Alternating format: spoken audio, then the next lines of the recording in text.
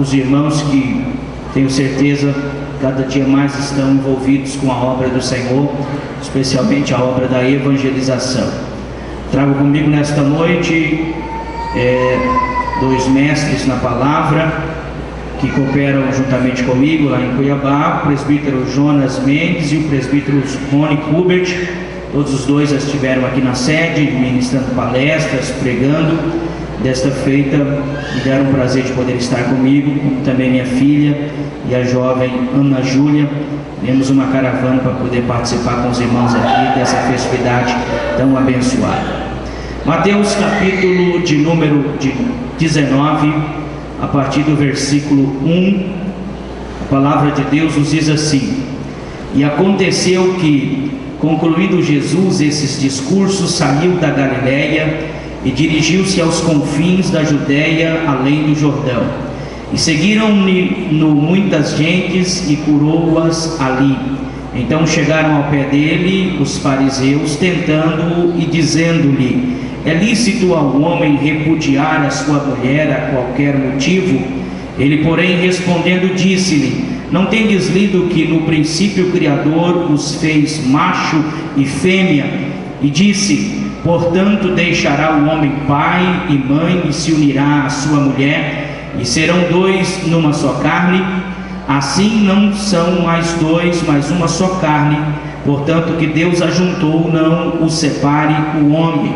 Disseram-lhe eles: Então por que mandou Moisés dar-lhe carta de divórcio e repudiá-la? Disse-lhes ele: Moisés, por causa da dureza do vosso coração, vos permitiu repudiar vossa mulher, mas ao princípio não foi assim. Eu vos digo, porém, que qualquer que repudiar sua mulher, não sendo por causa da prostituição, e casar com outra, comete adultério, e o que casar com a repudiada também comete adultério.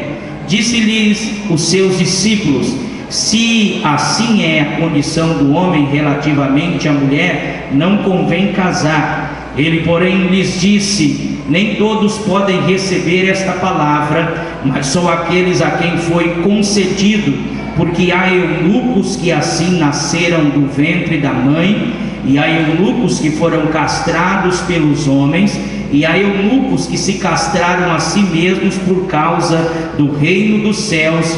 Quem pode receber isto, que o receba. Amém. Sei que os irmãos devem estar meio confusos aí. O pastor vai falar sobre família, sobre casal. Na verdade não, irmãos. Nós vamos isolar aqui o versículo de número 12 desse contexto, mas para que entendêssemos o que Jesus aqui estava dizendo, era necessário ler todo esse contexto. Jesus aqui, ele está falando sobre três tipos de eunucos. O primeiro tipo de eunuco é aquele que nasceu eunuco. O segundo tipo do eunuco que Jesus se referiu é aquele eunuco que foi tornado eunuco pelas mãos dos homens. E o terceiro tipo de eunuco é aquela pessoa que se fez eunuco por causa do reino dos céus. Os irmãos que conhecem um pouco de história sabem que nos reinos antigos, normalmente os reis possuíam várias esposas, várias concubinas, e para que estas mulheres não pudessem vir trair o rei, as pessoas que cuidavam do palácio, que cuidavam das donzelas do rei, normalmente eram castradas e se tornavam assim eunucos, e não podiam então ter filhos, e assim o rei não seria traído. Algumas pessoas nasciam com problemas de saúde e por causa dessas anomalias acabavam nascendo eunucas. Mas outras pessoas, por causa do reino de Deus, elas resolveram abster-se do casamento, da família, dos seus próprios prazeres, para entregar a sua vida integralmente para fazer a obra de Deus na face da terra. Hoje nós estávamos conversando e resolvemos entrar nesse assunto, falando um pouco sobre casamento. Era isso que nós estávamos conversando no carro, sobre algumas doutrinas a respeito desta parte. E depois o Rony acabou falando de um grande teólogo, de um grande homem, John Stott, que fez-se eunuco por causa do reino de Deus. Foi um dos maiores homens desse tempo moderno, e tem deixado um legado muito grande. E ele resolveu, na verdade, não se casar, não ter família, para dedicar a sua vida ao estudo da palavra e também à ministração das coisas santas. O que precisamos entender quando estamos num simpósio de missões como esse, e ávidos para ouvirmos algo de Deus para a nossa vida, é que nós temos um tema proposto para poder ser trabalhado ao longo destas datas que aqui estaremos, e esse tema, na verdade, ele diz respeito a cumprirmos o ID do Senhor, a cumprirmos a vontade de Deus para a nossa vida. E quando nós olhamos para isso, nós precisamos entender que Deus tem uma vontade estabelecida de maneira geral para a igreja. A igreja vive debaixo de uma determinação de Deus, e essa determinação é evangelizar os povos e ganhar para Deus homens de toda a tribo, de toda a língua, de todo o povo, de toda a raça e de toda a nação, porque essas pessoas foram compros pelo sangue precioso do nosso Senhor Jesus Cristo. O que acontece é que nem todas as pessoas que entregaram a sua vida para Jesus e fizeram dele o Salvador de suas almas, entregaram suas vidas para fazer de Jesus o Senhor das suas vidas. E a partir do momento, amados irmãos, que Jesus é para nós apenas o Salvador da nossa alma e não é o Senhor da nossa vida, nós desfrutamos da salvação que Ele nos conquistou na cruz do Calvário, mas não vivenciamos a plenitude da sua vontade para nós, porque nós nos tornamos seus servos, seus escravos, aquelas pessoas que entregaram as suas vidas para viverem debaixo das determinações desse Senhor que se chama Jesus Cristo de Nazaré, o que salvou a nossa alma e que tem preparado para nós um lugar de descanso na eternidade. Esse princípio, amados irmãos, ele ronda toda a Bíblia Sagrada. Deus sempre fez questão de estabelecer a sua vontade, e existe, quando vamos estudar a vontade de Deus, duas coisas que precisam ser analisadas. Uma delas nós chamamos de vontade diretiva de Deus, e a outra nós chamamos de vontade permissiva de Deus. A vontade diretiva de Deus é aquilo que nós chamamos de centro da vontade de Deus. A vontade diretiva de Deus é fazermos aquilo que Deus quer que façamos, é aquilo que o Senhor Deus determina que nós façamos.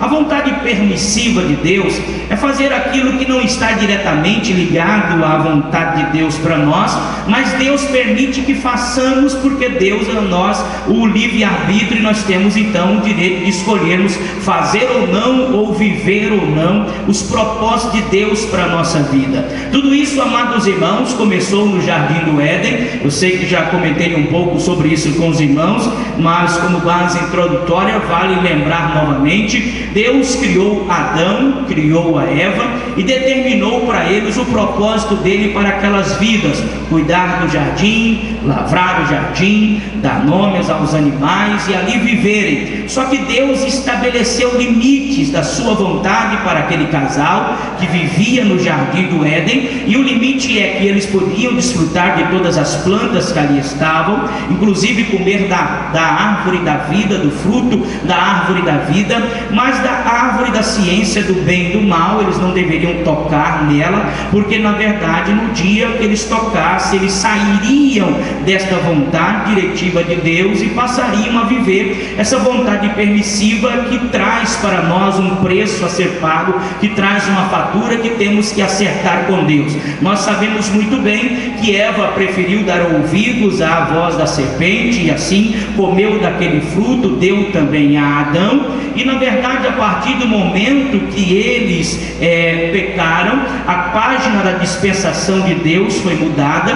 Eles deixaram de ser inocentes diante do Senhor e passaram a ser conscientes daquilo que faziam, logo passaram a ser responsáveis por suas próprias atitudes. A primeira ação de Adão e Eva foi tentar tapar a nudez de ambos, e isso eles tentaram fazer usando folhas de figueiras e fazendo aventais, mas quando Deus veio visitar visitá-los no jardim do Éden, aquelas folhas não eram suficientes para cobrir o erro que eles estavam diante do Senhor Deus.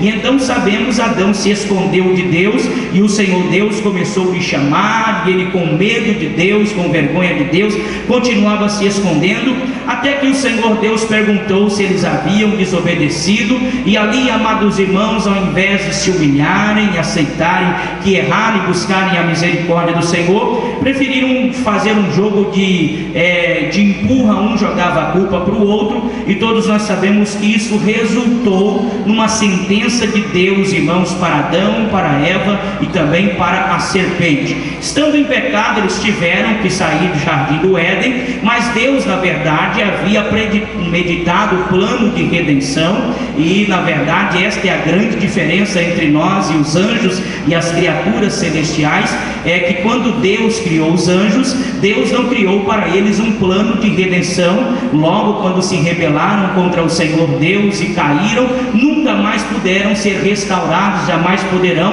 porque não há plano de redenção para os anjos. Mas quando Deus foi criar a mim e a você, quando Deus foi criar o ser humano, Ele criou antes da sua criação um plano de redenção, para que no caso de falharmos com relação à vontade de Deus, o Senhor Deus pudesse nos resgatar e nos fazer voltar à sua presença. E para que isso então se efetuasse, Deus colocou dentro de nós um elemento chamado sangue. Sangue existe no nosso corpo porque foi em cima do sangue que Deus desenvolveu todo o plano de redenção, e a Bíblia diz que sem derramamento de sangue não há remissão de pecados. Logo, amados irmãos, quando Adão e Eva saíram do jardim do Éden, eles saíram trazendo uma esperança no coração de poderem fazer as pazes com Deus, porque Deus havia dito que haveria inimizade entre a semente da mulher e a semente da serpente, mas que nasceria um que pisaria a cabeça da serpente, e assim faria com que o homem pudesse novamente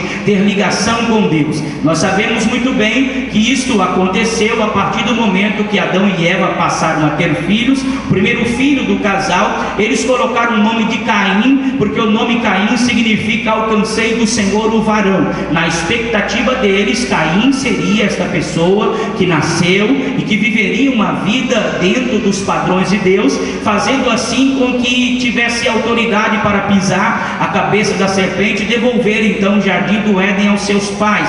Deus então, irmãos, havia permitido que eles tivessem um filho, e os seus pais depositaram sobre esse filho esse voto de confiança, acreditando que Caim viveria os projetos dos seus pais e viveria uma vida que agradaria a Deus, para que pudesse então devolver a eles o direito de voltarem para o jardim do Éden. Mas nós sabemos muito bem, com um contexto bíblico, que por mais que Caim recebeu esta incumbência, recebeu essa ordenança, Caim não teve interesse em viver esse plano, preferiu viver a sua própria vontade, e com o passar dos dias nasceu o segundo filho do casal, Adão e Eva. E como o projeto de redenção estava sobre a vida de Caim, fora colocado sobre o segundo filho o nome de Abel, que significa vaidade, porque Abel não fazia alguma diferença, ou não fazia diferença alguma dentro do plano de remissão. Mas por mais que Abel não recebeu esse voto de confiança, por mais que Abel não se esperava que ele fosse essa pessoa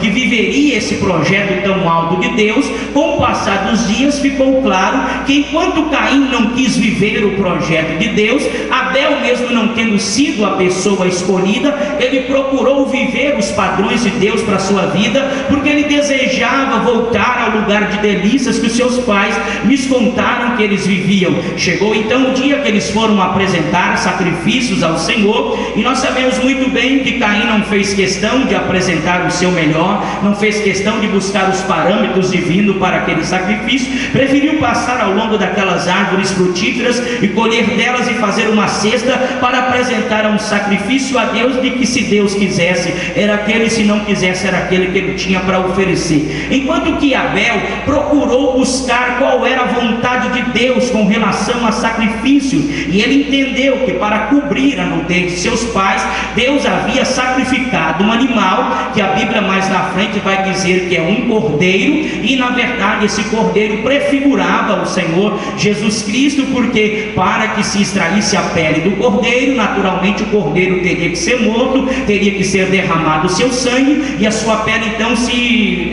viraria essa veste que cobriu a nudez daqueles homens. E então Abel preferiu seguir o modelo de Deus, pegou um cordeiro, a mais gordinha, a mais bem preparada, e ofereceu a Deus de todo o seu coração.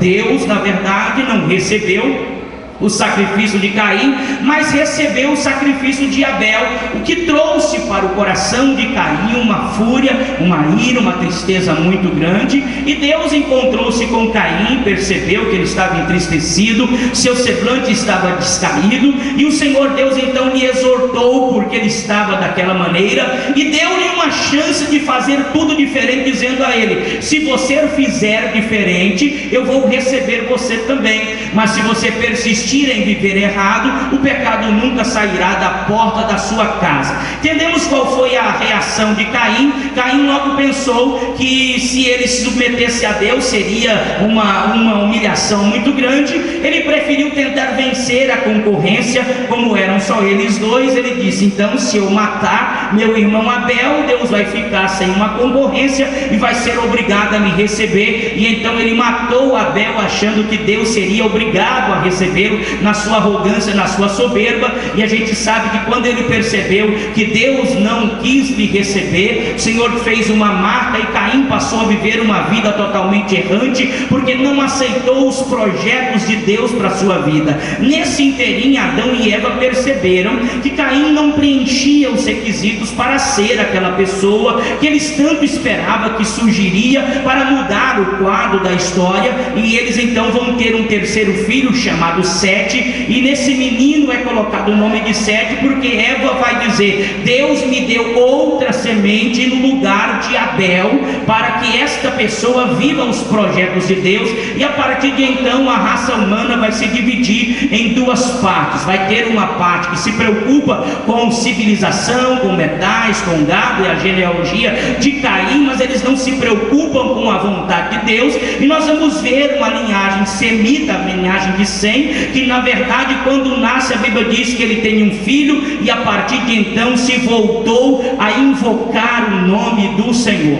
Quando olhamos para Mateus capítulo de número 19, é isso que nós precisamos entender nesse quesito de ser um eunuco castrado pela mão dos homens, e ser um eunuco que a si mesmo se castrou por causa do reino de Deus. O eunuco castrado pelas mãos dos homens é aquela pessoa que não teve opção para a sua vida, é aquela pessoa que por causa da circunstância que ela viveu, ela acabou sendo inserida dentro de um contexto, e ela vive o que ela vive por causa de uma circunstância que lhe obriga a viver aquilo. Mas o castrado pelo reino de Deus é aquela pessoa que não tinha obrigação alguma, ou nada lhe impunha a viver aquilo, mas por amor ao seu Senhor ele resolve fazer da sua vida um sacrifício vivo, santo e agradável a Deus, porque assim ele conhece a vontade de Deus, que é boa, que é agradável, que é perfeita. Quando olhamos para o livro de Atos dos Apóstolos, nós vemos ali algo que nos chama muita atenção.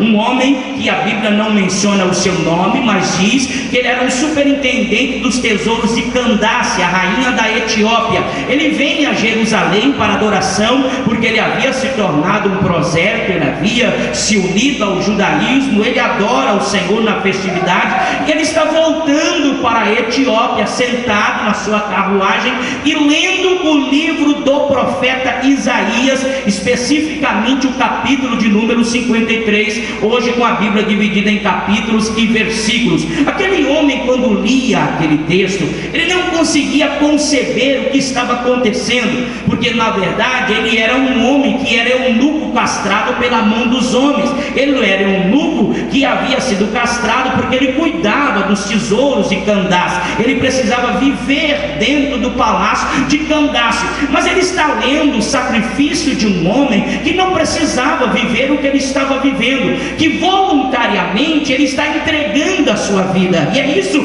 que Jesus sempre fez questão de dizer: a minha vida ninguém tem poder de tirar de mim, mas eu vou entregá-la voluntariamente. Isso é chamado na teologia de morte vicária. Quando, meus amados irmãos, Adão teve o seu terceiro filho, isso está no livro do Gênesis, capítulo de número 5, versículo 3, a Bíblia diz que quando Sete nasceu, ele nasceu à imagem e semelhança de Adão, não à imagem e semelhança de Deus, e a partir de então entrou na raça humana algo chamado pecado hereditário. Como Adão e Eva pecaram, Sete nasceu à imagem de Adão, mesmo sem cometer nenhum pecado, ele já era pecador, e assim também acontece até hoje conosco, mesmo ninguém cometendo nenhum pecado, ele é pecador, porque ele herdou a gênesis do pecado. E então a promessa que Deus havia feito a Adão e Eva no jardim do Éden, em Gênesis 3,15, ela era uma promessa que não tinha lógicas humanas para se cumprir, porque a Bíblia diz que a semente da mulher pisaria a cabeça da serpente. Todos que entendem um pouco desta área sabem que a mulher não tem semente, quem tem semente é o homem. A mulher pode ter sangue O positivo e gerar uma criança com sangue O negativo, porque é simplesmente uma transfusão de alimento, mas são vidas totalmente individual. Uma mulher pode ser soro positiva e na verdade só 5% delas dão à luz a criança aidética, porque na verdade, se não houver uma contaminação de sangue, a mãe pode ser aidética, mas a criança nasce sem AIDS. Por quê? Porque ela é uma vida totalmente individual, e isso isso perdurou por muito tempo, até o dia que Deus revelou para o profeta Isaías, e ele disse que a virgem conceberia e daria à luz a um filho, e esse filho seria chamado de Emanuel, que traduzido é Deus conosco. Deus desceria, não haveria participação humana. E então nós sabemos o que o anjo Gabriel veio falar a Maria, que ela achou graça diante dos olhos de Deus, e que desceria sobre ela Deus, o Espírito Santo, e que a virtude do Altíssimo a cobriria, e que a semente de Deus não corruptível seria colocada sobre o seu ventre, e ela daria à luz ao Filho de Deus, ao Salvador do mundo. Logo, como Jesus não veio de uma semente corruptível, ele nasceu sem pecado, ele precisava viver uma vida sem pecado, porque se ele não tivesse pecado, ele não precisava morrer, porque o salário do pecado é a morte. Nós sabemos que somos pecadores, e é atestado que somos pecadores, porque todos iremos morrer, irmãos, porque o salário do pecado é a morte. Mas como Jesus não tinha pecado, ele precisava viver uma vida isenta de pecado, para que ele pudesse oferecer a sua vida em resgate das outras vidas. E nós sabemos o que a Bíblia diz, que nem sombras de variação passaram por a sua cabeça. Então Jesus viveu uma vida sem pecado, chegou à cruz do Calvário sem pecado, e quando as pessoas achavam que poderiam matá-lo, na verdade ninguém poderia. Jesus, se não tivesse entregado a sua vida, estaria vivo até hoje naquela cruz, porque a morte não tinha poder de levá-lo, porque ele não tinha pecado. Mas quando chegou a hora, ele entregou a sua vida para o Pai, gritou tetelestai, que quer dizer está consumado, está pago. A dívida que o homem tinha, eu paguei ao Senhor Deus, e a partir de então Deus desenvolveu esse plano de salvação. E amados irmãos, então, quando nós olhamos para aquele homem lendo a história de Jesus, no capítulo 53 do livro do profeta Isaías, ele não conseguia entender como um homem que não precisava ser um eunuco, como um homem que não era obrigado a fazer isso, voluntariamente ele está tentando fazer. E quando Filipe se aproximou daquele carro por ordem de Deus, ele perguntou para Filipe: de quem a palavra está dizendo? É do próprio profeta ou é de outra pessoa? E então Filipe anunciou a Jesus para ele e disse: ele não precisava descer da sua eterna glória, ele estava cercado pelos anjos, arcanjos, serafins, querubins, ele é adorado, ele é Deus eterno, poderoso, onisciente, onipotente. Mas quando Deus viu a raça humana perdida e precisava de um salvador para a raça humana, ele voluntariamente disse: eis-me aqui, Pai, envia-me a mim. Ele desceu, amados irmãos, como nós sabemos, ele viveu entre nós, ele sacrificou a sua vida para que nós tivéssemos vida, e a partir de agora irmãos, é isso que nós precisamos entender. Deus tem uma vontade diretiva para a sua igreja, e a vontade é: ide por todo mundo, pregai o evangelho a toda criatura. E a vontade é: ide por todas as nações e façam delas discípulos e batize-as em nome do Pai e do Filho e do Espírito Santo, e ensine-as a guardar todas as coisas que eu tenho mandado, e eu estarei convosco todos os dias até a consumação dos séculos. A Bíblia Sagrada nos diz assim. Agora, o que precisamos entender, irmãos, é que ser um eunuco castrado pelas mãos dos homens não é algo difícil. Agora, ser um eunuco que castrou-se a si mesmo para viver a vontade de Deus para a sua vida, isso não é fácil.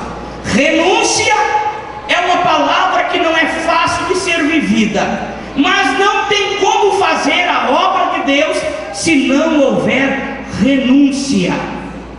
É difícil entendermos certos comportamentos da Bíblia Sagrada. Por exemplo, o comportamento do profeta Jonas, que era filho de um profeta, que era uma pessoa de vida financeira estabilizada.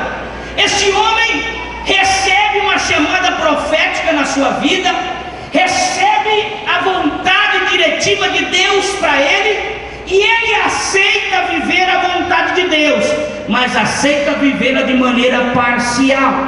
E é isso que nós precisamos entender, que muitas pessoas querem viver a vontade de Deus, mas querem vivê-la de maneira parcial. Quando Deus chamou Jonas para a sua primeira experiência, Deus não lhe chamou para uma missão fácil. A missão era profetizar para um rei ímpio, Jeroboão. Jeroboão II era o alvo de Deus para Jonas. Como Jeroboão estava fora dos padrões de Deus, Jonas, eu imagino que temeu ir a Jeroboão. Senhor, mas tu sabes que ele não te teme, tu sabes que ele não respeita a profeta, e quando eu for entregar a profecia, ele vai acabar com a minha vida. Mas quando Deus disse o cunho da mensagem, aí ele pensou diferente, porque a mensagem que ele deveria entregar a Jeroboão é que as faces de terra que Israel tinha perdido ao longo do Rio Jordão, Deus iria restituir a Israel.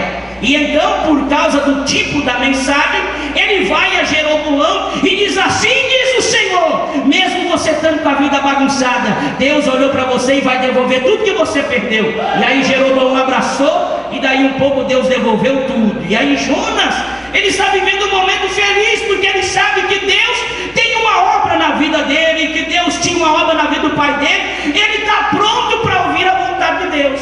Mas Deus lhe chama pela segunda vez. E quando Deus lhe chama pela segunda vez, ele entende que Deus o chamou para trabalhar com os grandes, com os líderes máximos. E Deus disse: olha, eu tenho uma mensagem para você entregar para um rei. E ele disse: se eu entreguei para Jeroboão, eu entrego para qualquer pessoa. E disse: mas para qual rei? Você vai entregar para o rei de Nínive. E quando ele viu que era para o rei de Nínive, ele tremeu na base, porque a história diz que no centro de Nínive havia uma pirâmide formada só por crânio de estrangeiro. Ele já imaginou a cabeça dele naquela pirâmide. Mas ele pensou o quê? Se Jeroboão, sendo ímpio da maneira que era, ouviu e Deus abençoou e eu saí bem com ele, eu vou esperar para saber o que Deus tem para Nínive, para o rei de Nínive, e dependendo da mensagem também eu vou. Mas quando ele ouviu a natureza da mensagem, aí ele resolveu fazer a vontade de Deus parcial, porque ele era de Deus, mas não para fazer tudo quanto Deus tinha determinado para ele fazer. E aí quando Deus disse: você vai dizer que faltam 40 dias, que o pecado deles chegou a um limite e que eu vou destruir com tudo, daí, irmãos, Jonas resolveu fugir da vontade de Deus para a vida dele. E assim, amados irmãos, tem acontecido com muitas pessoas. Quando nós pregamos nas nossas igrejas sobre talentos enterrados, a gente percebe que é muita gente que vem para frente para buscar um renovo. Quando a gente prega sobre as pessoas que encostaram as ferramentas e que cruzaram os braços e que deitaram numa rede e deixaram a obra de Deus para lá, são muitas pessoas que estão vivendo essa dificuldade. Mas quando a gente vem para um simpósio como esse, a gente vem na verdade para deixar deixar de lado a nossa própria vontade para vivermos a vontade de Deus para nós, independente do preço que essa vontade custa. E o que nós precisamos entender é que Deus se responsabiliza por aquelas pessoas que querem obedecer à sua vontade. Jonas imaginava muito difícil aquela missão. Por ter dinheiro, ele preferiu tentar dar um balão em Deus. Uma viagem para Tarsis de ida e volta demorava em torno de 1 ano. Ele sabia que era 40 dias, a sentença que Deus havia determinado. Ele disse: vou pegar um navio, vou dormir um sono prolongado, vou lá em Tarsis dar uma passeada, daqui 1 ano eu estou de volta, o povo já morreu, Deus já acabou com tudo, eu peço perdão para Deus, faço o conserto, vou tocar minha chamada para frente. Mas o que as pessoas não entendem é que Deus não está brincando de ser Deus. O que as pessoas não entendem é que almas são preciosas diante do Senhor. O que as pessoas não entendem é que amanhã pode ser tarde demais para fazermos o que Deus está chamando-nos para fazer hoje. A obra de Deus, irmão, não pode sofrer por causa de pessoas que querem viver a sua própria vontade e não viver a vontade de Deus, desenvolver o ministério e a chamada que Deus tem na nossa vida. É uma urgência e é inadiável. Jonas não imaginava que ia passar por tudo que ele passou, porque se imaginasse nunca teria entrado naquele navio, ele ia para outro lugar. Se ele imaginasse que ia vir tempestade, que ia vir baleia, mas amados irmãos, Deus o colocou no momento de decisão. Você decide, Jonas, ou você morre, ou você aceita a minha vontade e vai fazer a minha obra. Jonas se humilhou diante de Deus, e aí um pouco ele sai lá em Nínive pregando a palavra do Senhor. Falta 40 dias para Deus acabar com tudo aqui. O que ele não esperava aconteceu, pastor Edivaldo. Quando viram ele, disseram: como é que é a história? Falta só 40 dias e Deus vai acabar com tudo. Mas como assim? Não, porque Deus me mandou aqui falar isso. Mas você sabe quem é esse Deus? Sim, eu sei quem é esse Deus. Então vem cá, porque você é a pessoa que nós estamos procurando. O que aconteceu é que a história diz que Nínive passou por 2 grandes pragas, e aquelas pragas devastou as lavouras e trouxe muito prejuízo.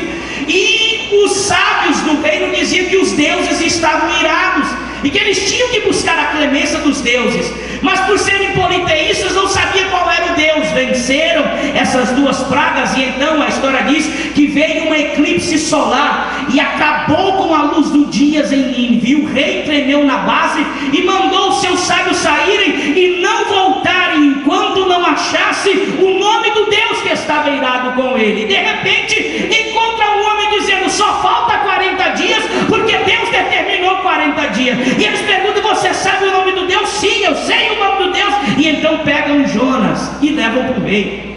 Quando o rei olhou para ele e disse: vem cá, você conhece o Deus que mandou a mensagem? Sim, conheço. Inclusive estou vindo uma experiência com ele agora, que eu vou contar para o senhor, você não vai acreditar que é verdade.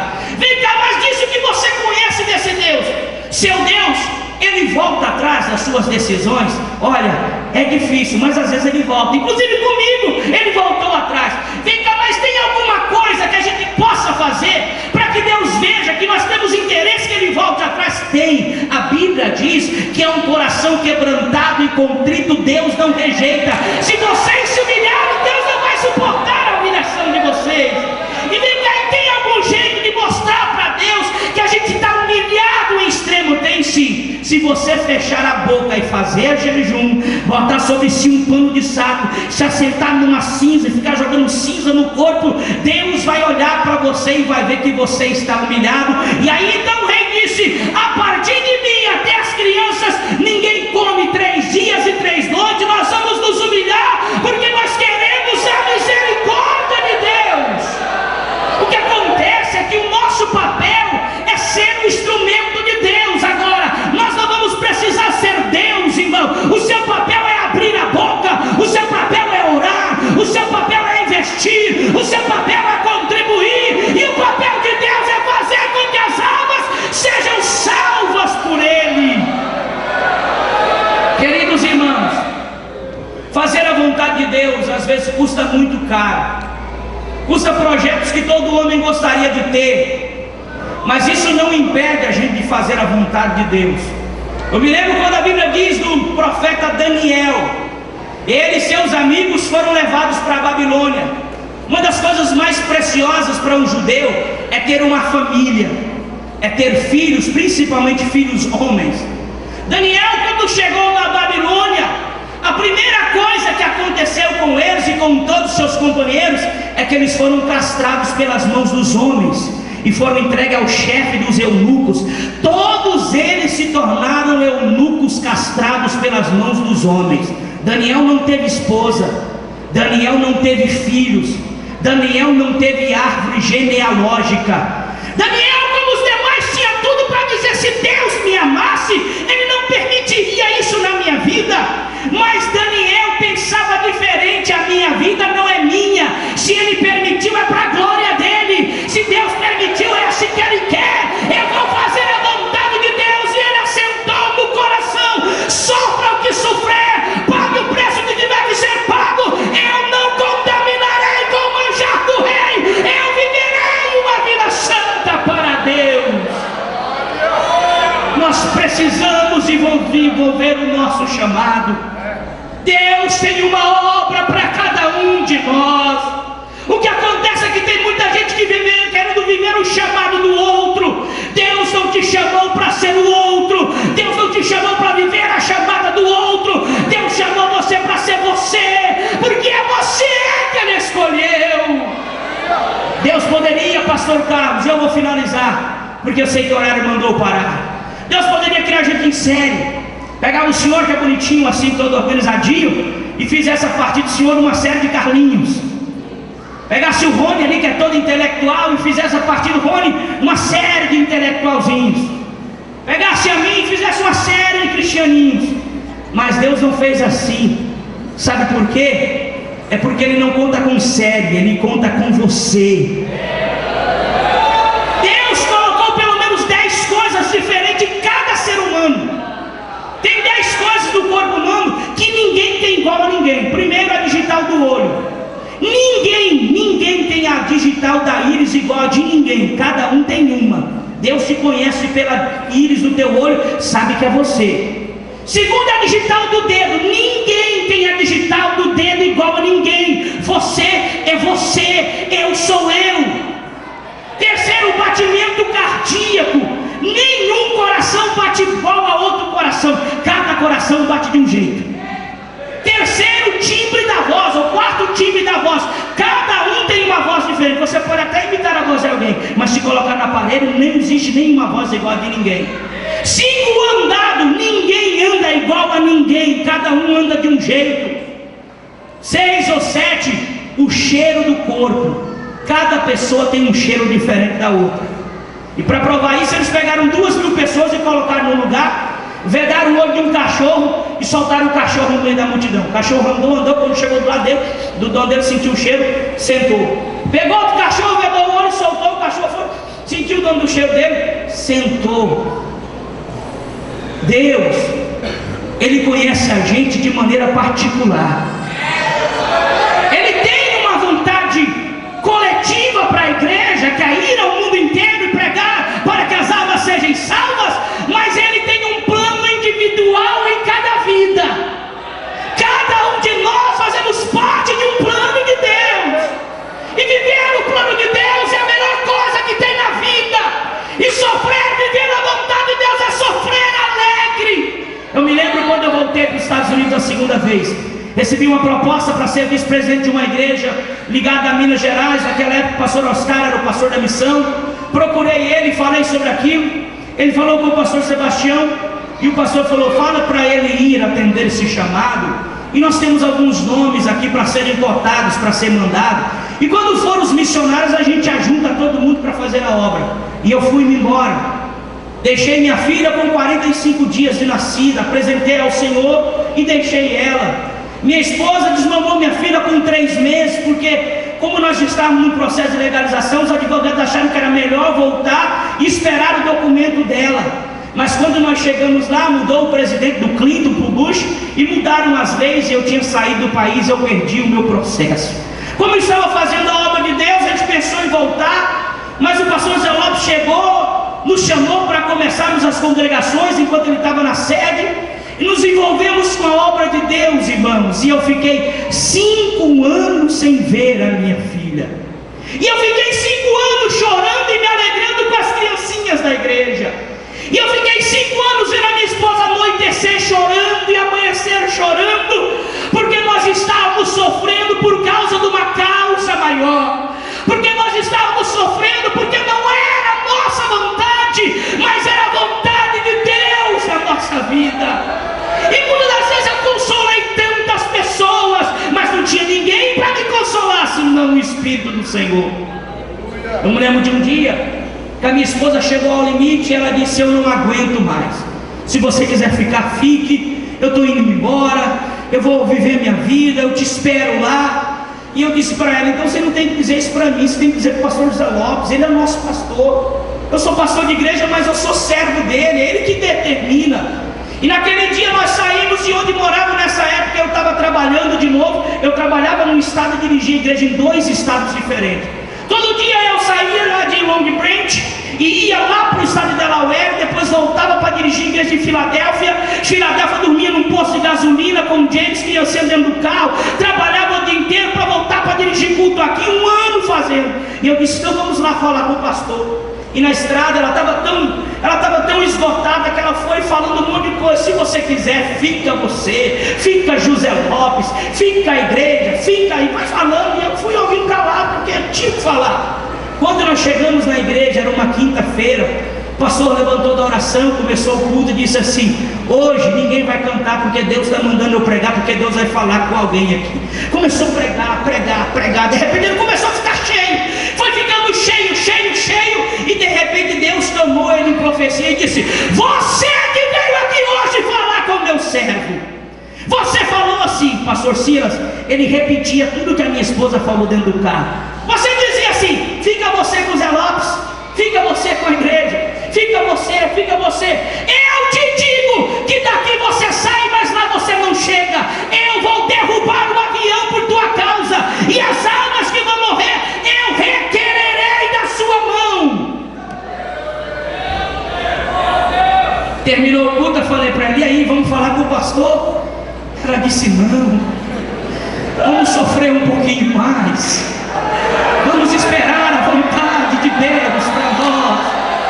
Quantas vezes, irmãos, o pastor José Lopes reunia a igreja e nós passávamos a noite inteira orando, 15, 20 graus abaixo de zero, e ele deixava aqueles irmãos que estavam um pouco mais cansados dentro da igreja e pegavam os mais valentes, neve assim na altura do joelho, e a gente saía ao redor da Praça do Mosquito, pisando no gelo, com a perna congelando, com o corpo tremendo de frio, mas com a mão levantada na batalha, dizendo: Senhor, eu sei porque eu estou aqui, Senhor, eu sei que o Senhor confia em nós. Manda alma para a tua casa, manda alma para a tua igreja.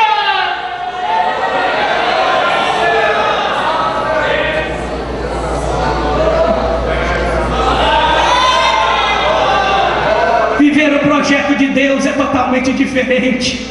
Quando o pastor José Lopes chegou, eu não tinha vindo ainda porque eu estava em outro estado, e ele começou os cultos na casa dele. Era uma região bem perigosa e ninguém veio congregar com ele, só ele, o Alain e o Manerley.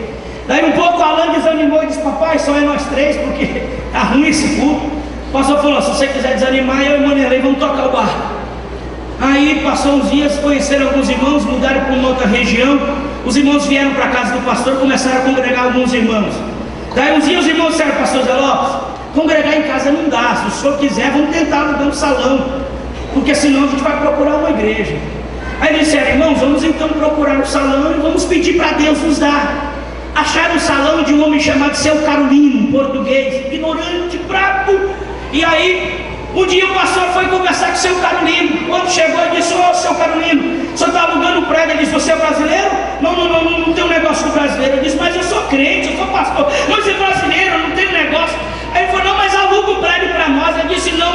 Ele olhou para a esposa do Seu Carolino e falou assim: a senhora vai alugar esse prédio para nós em nome de Jesus. Ela falou: Carolino, esse homem é diferente, pode alugar o prédio para ele, esse homem é diferente.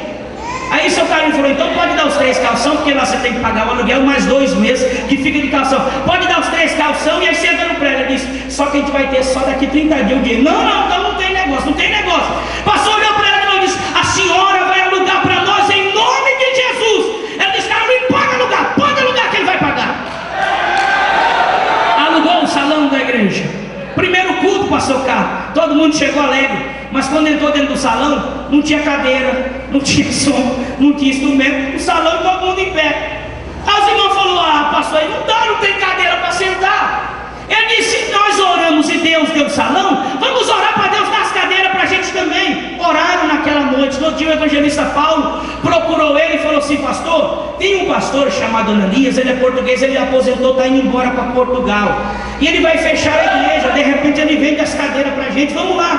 Foram no pastor Ananias. Quando chegou no pastor Ananias: pai do senhor, pastor, mas que vocês são brasileiros? Não tem um negócio com brasileiro, é meio que uma rixazinha. Mas eu sou pastor, o senhor é pastor, não, mas a gente... Aí o pastor lá ficou tão amargo de ligar, vamos fazer pelo menos uma oração. Aí o pastor falou: pode orar faz bem para todo mundo. O pastor Zé Lopes começou a fazer aquela oração bonita que ele sabe fazer. Quando ele terminou de orar, o pastor Ananias estava chorando, segurou no braço dele e disse: o Espírito Santo falou comigo que o senhor é diferente. Falou para ele assim: o senhor aceita vir pregar aqui domingo de manhã? Ele disse: com uma condição.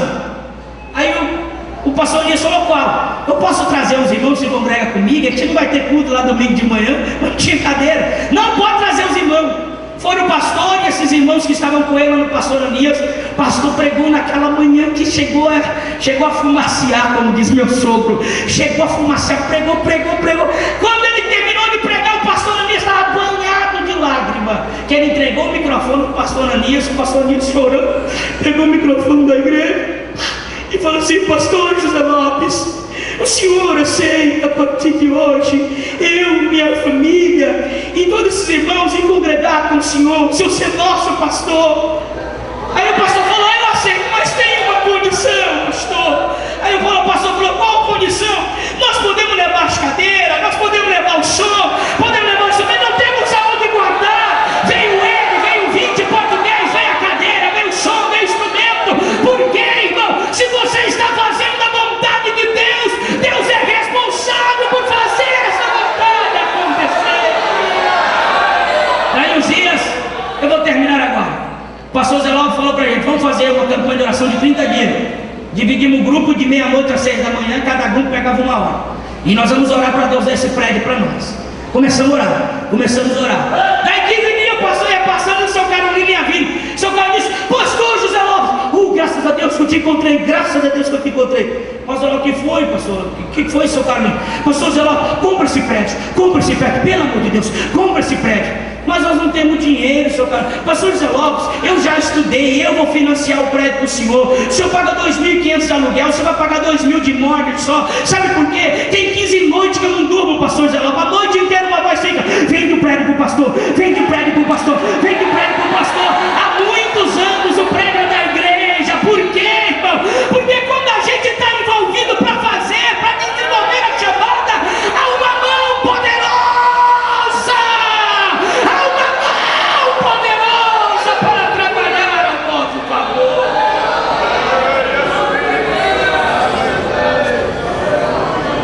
Queridos irmãos, por favor, vamos nos colocar em pé. Me perdoe porque acabei passando um pouquinho do horário previsto. Mas esse simpósio não pode ser um simpósio, irmão, somente. Ele precisa ser um encontro de Deus conosco. Ele precisa ser, irmãos, uma oficina de Deus para moldar a nossa vida. É nesse simpósio que Deus quer despertar você. É nesse simpósio que Deus quer marcar você com a chama da chamada. É nesse simpósio que Deus quer deixar claro: Deus tem uma participação para você nessa grande obra. Deus tem algo para a sua vida também. Eu quero orar por você, querido irmão. Eu me lembro, quando eu aceitei Jesus, fomos numa caravana lá em Barra do Mugres, e estava pregando o pastor Álvaro e o pastor José Lopes. Estava cantando Donizete a Maria Mendes. Eu tinha poucos dias de crente, 1 mês, 2 meses, quem sabe. Mas quando eles cantaram aquele hino: a saudade é tanta que até me causa dor, saudade da família, da igreja e do pastor, eu ouvi uma voz que falou comigo assim: estou te chamando para a obra missionária. Eu ouvi aquela voz, falei para o jovem que estava ao meu lado, fulano de tal, eu ouvi a voz de Deus, Deus está me chamando para a obra missionária. Ele olhou para mim assim, deu uma risadinha tão desencorajadora, dizendo assim: quem é você? Acorda, tem muita gente maior, melhor, mais capacitado. Mas aquela chama dentro de mim era mais forte, dizia: eu estou te chamando para a obra missionária. Eu guardei aquela voz no meu coração, e 2 anos depois Deus moveu as águas e se cumpriu o propósito de Deus na minha vida. Esta noite Deus também está chamando você. Não adianta querer viver o seu próprio projeto, ser senhor da sua própria história. É melhor viver a vontade de Deus para você. É melhor se lançar aos braços do Senhor e dizer: faz de mim segundo a tua vontade. Pode